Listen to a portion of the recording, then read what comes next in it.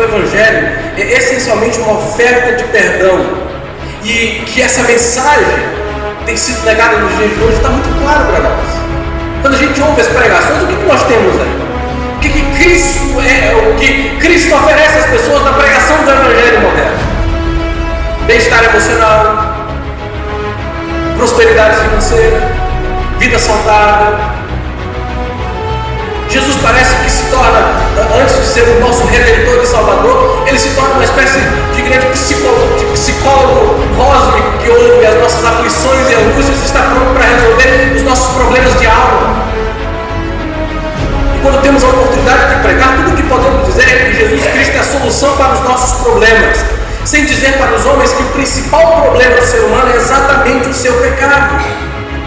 O homem da Idade Média tinha medo do inferno. O homem moderno tem medo da depressão, da angústia, do problema financeiro. E é para esse tipo de homem que devemos pregar. Mas, queridos, como cristãos bíblicos, nós não podemos nem começar a concordar com essa tendência moderna.